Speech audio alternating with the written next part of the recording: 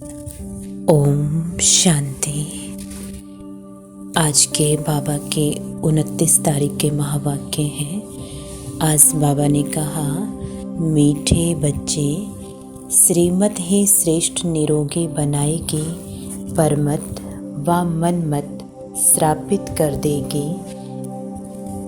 इसलिए श्रीमत को कभी भी भूलो मत। श्रीमत ही श्रेष्ठ बनाएगी, मनमत व परमत श्रापित कर देगी। इसलिए श्रीमत को कभी भी भूलो मत। प्रश्न है, सतो प्रधान पुरुषार्थी कौन और तमो प्रधान पुरुषार्थी कौन? दोनों का अंतर क्या होगा?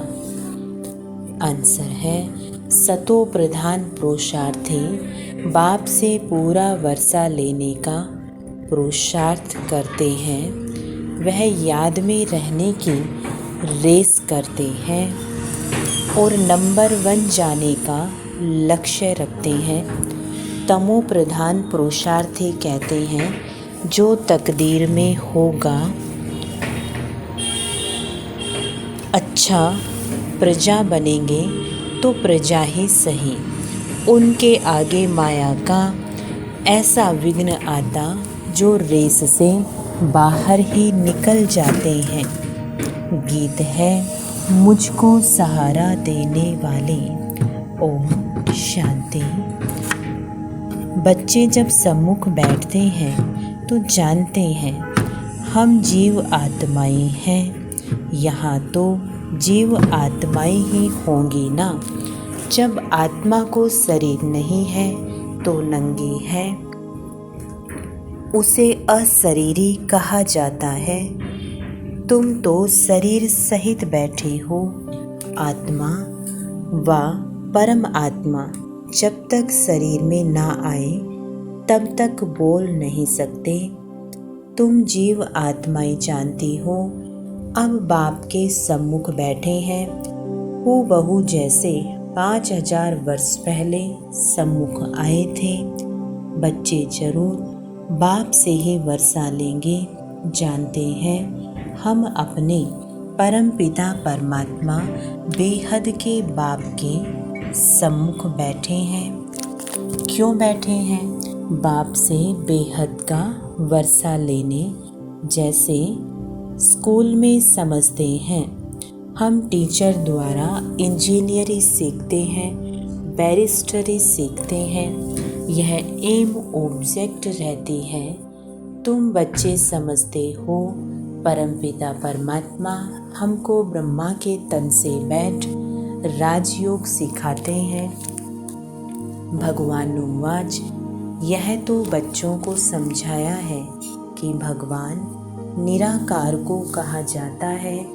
जीवात्मा पुनर्जन्म जरूर लेती है।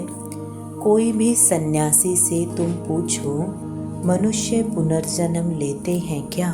तो ऐसे नहीं कहेंगे कि नहीं लेते हैं। नहीं तो 84 लाख जन्म कैसे कहते? पूछो, तुम पुनर्जन्म को मानते हो, यह तो बरोबर है। आत्मा संस्कारों अनुसार एक शरीर छोड़ा फिर दूसरा लेती है। ऐसे ऐसे करते मनुष्य 84 लाख जन्म नहीं परंतु 84 जन्म लेते हैं। इससे सिद्ध होता है पहला जन्म जरूर बहुत अच्छा सतो प्रधान होगा। लास्ट में 6 तमो प्रधान होंगे। 16 कला से फिर 14 कला, 12 कला होती जाएगी। पुनर्जन्म जरूर लेते हैं। पूछना चाहिए, अच्छा परमपिता परमात्मा ने पुनर्जन्म लिया है या जन्म मरण रहित है? देखो, यह पॉइंट बहुत सूक्ष्म है। अगर कहेंगे जन्म मरण रहित है तो फिर शिव जयंती सिद्ध नहीं होती। कहेंगे शिव जयंती तो मनाई जाती है, समझाया जाता है। हाँ, शिव जयंती है, परंतु जन्म के साथ फिर मरना जिसको कहा जाता है वह नहीं है। अगर मरे तो फिर पुनर्जन्म लेवे। बाप कभी पुनर्जन्म नहीं लेते, वह इस तन में ही एक बार आते हैं बस, फिर पुनर्जन्म में नहीं आते। परम पिता परमात्मा पुनर्जन्म रहित है, वह कब सतो प्रधान से तमो नहीं बनते। आत्माएं तो सब जन्म मरण में आते आते पतित बन जाती है, फिर बाप आते हैं पावन बनाने। इससे सिद्ध होता है आत्मा ही पतित होती है। आत्मा पावन आती है, फिर माया पतित बना देती है। बाप कभी भी बच्चों को गंदी मत नहीं दे सकते। इस समय के पतित मनुष्य पतित मत देते हैं। अब पावन बाप कहते हैं कि पतित नहीं बनो, अर्थात विकारों में नहीं जाओ। रावण की मत से दुखधाम बन गया है, पहले सुखधाम था। ऐसे नहीं, बाप ही सुख दुख देते हैं। नहीं, बाप कभी बच्चों को दुख की मत दे नहीं सकते। माया ही दुख देती है, उस माया पर जीत पाने से ही तुम जगत जीत बनते हो। मनुष्य माया का अर्थ नहीं समझते, वह धन को माया कह देते हैं। कहते हैं ना, इनको माया का नशा बहुत है, परंतु माया 5 विकारों को कहा जाता है। अगर 5 विकारों का नशा है तो माया एकदम खा जाती है। सत्युग त्रेता में माया का नशा होता नहीं, वहाँ रावण का बुत बनाकर जलाते नहीं, बुत कड़े दुश्मन का बनाया जाता है। रावण राज्य शुरू होता है आधा कल्प से, देह अहंकार आने से फिर और विकार आ जाते हैं। शास्त्रों में कोई यह बातें नहीं है, लिखा हुआ है देवताएं वाम मार्ग में अर्थात विकारों में जाते हैं। माया के वश होने से परवश हो जाते हैं, परमत पर चलते रहते हैं। अभी तुम चलते हो श्रीमत पर, परमत माना माया की मत। श्री अर्थात श्रेष्ठ मत बाप की, वह है परमत रावण की मत। इसलिए बाप ने कहा है आसुरी संप्रदाय सब रावण की जंजीरों में दुखी हैं। मनुष्यों ने सत्युग की आयु लाखों वर्ष समझ ली है, तो तुम हिसाब किताब बताते हो 5000 वर्ष कैसे हैं। क्राइस्ट को 2000 वर्ष हुआ, बुद्ध को 2250 वर्ष हुआ, फिर इस्लामी को 2500 वर्ष हुए। सबको मिलाकर आधा कल्प हुआ। इनके पहले तो देवताओं का राज्य था, फिर देवताओं को लाखों वर्ष कैसे कह सकते। इतने वर्ष होते फिर तो मनुष्य बहुत हो जाते, इतने तो है नहीं। 5000 वर्ष में ही करोड़ों मनुष्य हो जाते हैं, कहते भी हैं। क्राइस्ट से 3000 वर्ष पहले भारत में आदि सनातन देवी देवता धर्म था। 5000 वर्ष पूरे हो 5000 वर्ष पूरे हो जाते हैं, नाटक पूरा तो होता है ना। इन बातों को कोई जानते नहीं है। मैं जो हूँ जैसा हूँ, यह चक्र कैसे फिरता है कोई जान ना सके। बाप ही समझाते हैं, यह है गीता। बाप ने आकर सहज राजयोग सिखाया था, तब उनका नाम गीता रखा है। जैसे क्राइस्ट ने सिखाया तो उनका नाम बाइबल रखा है। यह अनादि नाम रखे हुए हैं, वह रिपीट होते हैं। बाबा बूढ़ियों को भी समझाते हैं, यह बहुत सहज बात है। सिर्फ बाप और वर्षे को याद करो, बच्चा पैदा हुआ गोया वारिस पैदा हुआ। तुम समझते हो हम बाबा के वारिस हैं। 5000 वर्ष बाद फिर से मिलने आए हैं। घड़ी घड़ी 5000 वर्ष ही कहेंगे, 2-3 वर्ष पीछे आने वाले भी कहेंगे। हम 5000 वर्ष बाद फिर से आए हैं। यह बड़ी गुह्य बातें हैं। बाबा पूछते हैं आगे कब मिले हो? कहते हैं हाँ बाबा। आत्मा इस मुख द्वारा कहती है हम 5000 वर्ष पहले आपसे मिले थे। आप इस तन द्वारा शिक्षा देने आए थे। जो पक्के पक्के बच्चे हैं समझते हैं हम बाप से बेहद का वर्षा लेने बैठे हैं। हम बेहद के बाप के बने हैं। ब्रह्मा द्वारा बाप कहते हैं मुझे पहचानते हो, मैं तुम्हारा बाप हूँ। कहेंगे हाँ बाबा, हम आत्माओं का आप परमपिता परमात्मा बाप हो। बाप ही कहते हैं तुमको हमने स्वर्ग में भेजा था, वर्षा दिया था, फिर माया ने छीन लिया, फिर अब मैं देता हूँ। माया वर्षा छीनती है, बाप दिलाते हैं। यह तो अनेक बार खेल हो चुका है, होता रहेगा, इसका अंत नहीं है। बाप के बनते हैं, फिर कोई सगे कोई लगे, कोई सोतेले कोई मातेले बनते हैं। कच्चे पक्के तो है ना, पक्कों को भी माया एकदम जीत लेती है। बच्चे कहते हैं बाबा हम जहाँ तक जिएंगे आपसे वर्षा लेते रहेंगे। विकर्मों का बोझा सिर पर बहुत है, तो जितना तुम याद में रहेंगे उस योग अग्नि से तुम आत्मा पाप आत्मा से पुण्य आत्मा बनते जाएंगे। आग चीज को पवित्र करती है, तुम्हारी है योग अग्नि। यह है बेहद का यज्ञ जो बेहद के सेठ ने रचा है। इतना समय कोई भी यज्ञ नहीं चलता है। 5-7 रोज व 1 मास यज्ञ रचते हैं। तुम्हारा यज्ञ तो कितने वर्षों से चला आता है।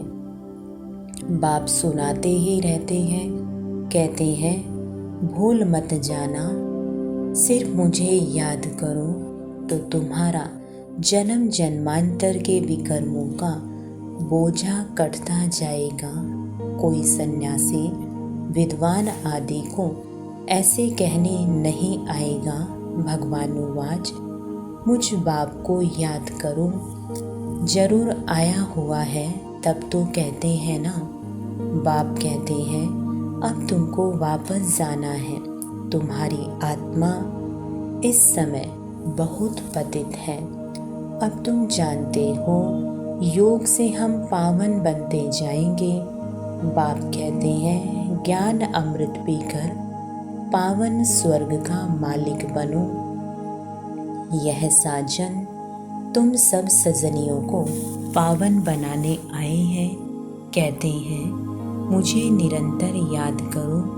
तुम्हारी ही प्रतिज्ञा है कि आप जब आएंगे तो और संग तोड़ तुम संग जोड़ेंगे। तुम पर वारी जाएंगे स्त्री पुरुष पर, पुरुष स्त्री पर बलिहार होते हैं। यहाँ है बाप पर बलिहार जाना। शादी में 1-2 पर बलिहार जाते हैं ना। अब बाप कहते हैं मनुष्य पर बलिहार नहीं जाना है। तुम्हारी प्रतिज्ञा है आप पर बलिहार जाएंगे। आप हमारे पर बलिहार होना। बाप कहते हैं तुम बलिहार जाओ तो 21 जन्म तुमको सदा सुखी बना दूंगा। कितना भारी वर्षा है। अब बाप कहते हैं मैं तुमको वर अर्थात वर्षा देता हूँ। सिर्फ तुम निरंतर मुझे याद करो। श्रीमत से ही तुम श्रेष्ठ बनेंगे, यह भूलो मत।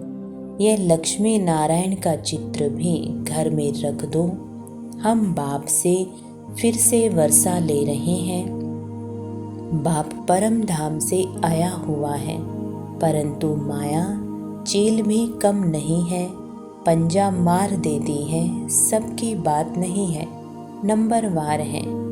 कोई तो एकदम भूल जाते हैं कि हम बाप से वर्षा लेते हैं। यहाँ बैठे हैं तो नशा चढ़ता है, यहाँ से बाहर निकला और भूला। फिर सुबह को रिफ्रेश होते हैं, फिर सारा दिन भूल जाते हैं। 4-5 वर्ष अच्छी सर्विस करने वाले भी आज देखो है नहीं। कुछ अवज्ञा की तो माया ने जोर से थप्पड़ मारा और चले गए। बाबा कह देते हैं, बच्चे माया बहुत कड़ी है, अवज्ञा करने से माया एकदम गिरा देती है। इसलिए गाया जाता है, चढ़े तो जागे प्रेम रस, गिरे तो चकनाचूर। देखते हो कैसे चकनाचूर हो जाते हैं। वैकुंठ में तो जरूर चलेंगे, परंतु पद तो नंबरवार है ना। भल वहाँ सब सुखी रहते हैं, फिर भी मर्तबे तो है ना। स्कूल में मर्तबा पाने के लिए ही पुरुषार्थ करते हैं। ऐसे नहीं, प्रजा ही सही, जो तकदीर में होगा नहीं। इसको तमो प्रधान पुरुषार्थ कहा जाता है। सतो प्रधान उनको कहेंगे जो बाप से पूरा वर्षा लेने का पुरुषार्थ व प्रतिज्ञा करते हैं। यह घुड़दौड़ है ना, सब नंबर 1 तो नहीं जाएंगे। यह ह्यूमन रेस है। माया ऐसा विघन डालती है जो एकदम रेस से निकाल देती है। तुम्हारा ह्यूमन रेस है। आत्मा कहती है, हम बहुत दुखी हुए हैं, शरीर लेते लेते बहुत तंग हुए हैं। कहते हैं अब बाबा के पास जाएं। बाबा ने युक्ति तो बतलाई हुई है। बाबा हम आपकी याद में रहेंगे। जितना टाइम निकाल सको उतना अच्छा है। जैसे गवर्नमेंट की सर्विस में भी 8 घंटा रहते हैं ना, तो इसमें भी तो 8 घंटा रहो। सृष्टि को स्वर्ग बनाना कितनी भारी सर्विस है। सिर्फ बाप को याद करो और सुख धाम को याद करो। बस 8 घंटा सर्विस की तो पूरा वर्षा पाएंगे।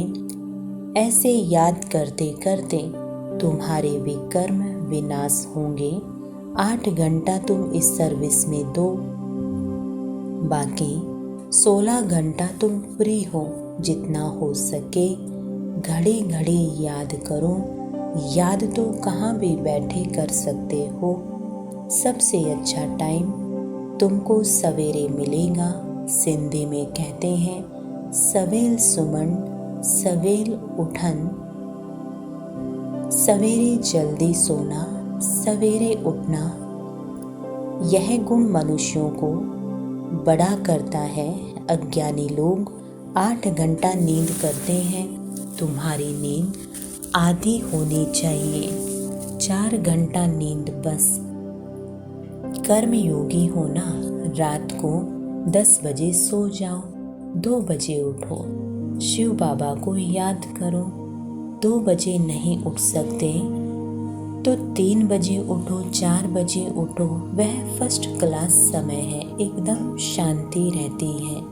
सभी अशरीरी बन जाते हैं। उस समय सन्नाटा बहुत होता है, जैसे कि मूल वतन हो जाता है। ऐसे लगता जैसे सब मरे पड़े हैं। उस समय तुम बाबा को याद करेंगे तो फिर वह याद पक्की हो जाएगी। अमृत वेले की याद अच्छा असर करती है। बाबा बहुत करके रात को जागते रहते हैं। स्थूल काम में आने से माथा भारी होता है। सूक्ष्म सर्विस में थकावट नहीं होती है।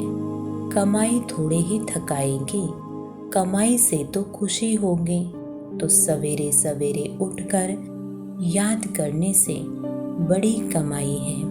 अच्छा, मीठे मीठे सिकील दे बच्चों प्रति, माता पिता बाप दादा का याद प्यार और गुड मॉर्निंग। रूहानी बाप के रूहानी बच्चों को नमस्ते। हम रूहानी बच्चों की रूहानी बाप दादा को गुड मॉर्निंग और नमस्ते। धारणा के लिए मुख्य सार है। पहला पॉइंट, सवेरे अमृत वेले उठ अशरीरी बन बाप को याद करने का अभ्यास करना है। पूरा वर्षा लेने के लिए याद की रेस करनी है। कम से कम 8 घंटा याद जरूर करना है। दूसरा पॉइंट, एक बाप पर पूरा बलिहार जाना है, पर मत व मन मत पर ना चल, एक बाप की श्रेष्ठ मत पर चलना है। वरदान है, रूहानी एक्सरसाइज द्वारा बोझ को समाप्त करने वाले समान और समीप भव। रूहानी एक्सरसाइज द्वारा वेट बोझ को समाप्त करने वाले समान और समीप भव। स्पष्टीकरण है, रूहानी एक्सरसाइज अर्थात अभी अभी निराकारी, अभी अभी अव्यक्त फरिश्ता, अभी अभी साकारी कर्मयोगी, अभी अभी विश्व सेवाधारी, ऐसी एक्सरसाइज रोज करो तो व्यर्थ का जो बोझ है वो समाप्त हो जाएगा।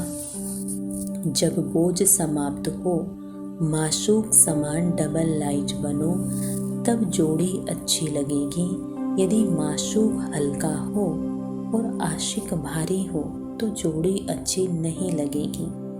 रूहानी माशूक आशिकों को कहते हैं, समान बनो, समीप बनो। स्लोगन, अपने जीवन रूपी गुलदस्ते द्वारा दिव्यता की खुशबू फैलाना ही गुण मूर्त बनना है। अपने जीवन रूपी गुलदस्ते द्वारा दिव्यता की खुशबू फैलाना ही गुण मूर्त बनना है।